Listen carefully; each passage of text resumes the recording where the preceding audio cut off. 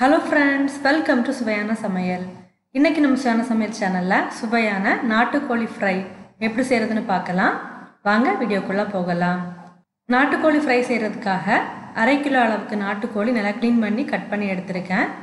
இத ஒரு பவுல்ல சேர்க்கலாம். நாட்டுக்கோழி நம்ம வீட்லயே சுலபமா க்ளீன் பண்ணி கட் பண்றது எப்படி அப்படிங்கற வீடியோட லிங்க் டிஸ்கிரிப்ஷன் பாக்ஸ்ல கொடுக்கிறேன். தேவைப்படுறவங்க செக் பண்ணி பார்த்துக்கோங்க. இது கூடவே தேவையான அளவுக்கு உப்பு சேர்த்துக்கோங்க. ஒரு 1/4 டீஸ்பூன் மஞ்சள் தூள் சேர்த்துக்கோங்க. உங்க காரத்துக்கு ஏற்ப மிளகாய் தூள் சேர்த்துக்கோங்க. நான் இதுல 1 டீஸ்பூன் மிளகாய் தூள் சேர்த்திருக்கேன். கூடவே 1/2 டீஸ்பூன் கரம் மசாலா சேர்த்துக்கோங்க. அடுத்ததா 1/2 டீஸ்பூன் தனியா தூள் சேர்த்துக்கோங்க.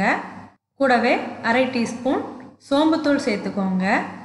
1 டீஸ்பூன் இஞ்சி பூண்டு விழுது சேர்த்துக்கோங்க. கூடவே 2 டேபிள்ஸ்பூன் கார்ன்ஃப்ளவர் சேர்த்துக்கோங்க. ஒரு 1/4 டீஸ்பூன் மிளகு தூள் சேர்த்துக்கோங்க. அடுத்ததா 2 டேபிள்ஸ்பூன் தேங்காய் எண்ணெய் சேர்த்துக்கோங்க. அடுத்ததா ஒரு 1/2 எலுமிச்சம்பழத்தோட சாறு சேர்த்துக்கோங்க.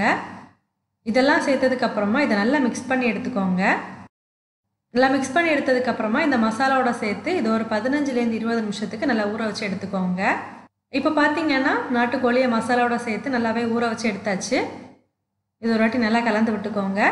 இப்போ இத நம்ம ஃப்ரை பண்ணி எடுக்கலாம். ஒரு கடாயை சூடு பண்ணிக்கோங்க. கடாய் சூடானதுக்கு அப்புறமா இத ஃப்ரை பண்றதுக்கு தேவையான அளவுக்கு தேங்காய் எண்ணெய் சேர்த்துக்கோங்க. தேங்காய் எண்ணெய் சேர்த்தே ஃப்ரை பண்ணுங்க. அப்போது அந்த ஃப்ளேவர் எல்லாமே சேர்ந்து நாட்டுக்கோழி ஃப்ரை சாப்பிட்றதுக்கு ரொம்பவே சுவையா இருக்கும்.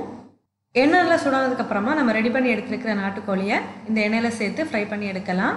நாட்டுக்கோழியை பயன்படுத்தி செய்யக்கூடிய நிறைய விதமான ரெசிபிஸ் நம்ம சேனல்ல நான் அப்லோட் பண்ணியிருக்கேன். அந்த ரெசிபிஸோட லிங்க் எல்லாம் டிஸ்கிரிப்ஷன் பாக்ஸ்ல கொடுக்குறேன். தேவைப்படுறவங்க செக் பண்ணி பார்த்துக்கோங்க. ஒரு பக்கம் நல்லா ஃப்ரை ஆகி வந்ததுக்கு அப்புறமா இதை திருப்பி போட்டு ஃப்ரை பண்ணலாம். இப்போ பாத்தீங்கன்னா இது நல்லாவே கலர் சேஞ்ச் ஆகி ஃப்ரை ஆகி வந்தாச்சு. இப்போ இதுல 2 கொத்து கறிவேப்பிலையும் சேர்த்து ஃப்ரை பண்ணி எடுக்கலாம். நம்மளோட சுவையான நாட்டுக்கோழி ஃப்ரை ரொம்பவே சூப்பரா ரெடி ஆயிடுச்சு. நீங்களும் இந்த மாதிரி செஞ்சு பாருங்க.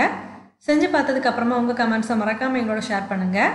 இந்த வீடியோ உங்களுக்கு யூஸ்ஃபுல்லா இருந்தது அப்படின்னா வீடியோவை லைக் பண்ணி உங்க நண்பர்களோட பகிர்ந்து கொள்ளுங்க. நீங்க இன்னும் நம்ம சுவையான சமையல் சேனலை சப்ஸ்கிரைப் பண்ணலன்னா மறக்காம சேனலை சப்ஸ்கிரைப் பண்ணிக்கோங்க. இந்த மாதிரி சுவையான ஒரு ரெசிபியோட நான் உங்களை சந்திக்கிறேன்.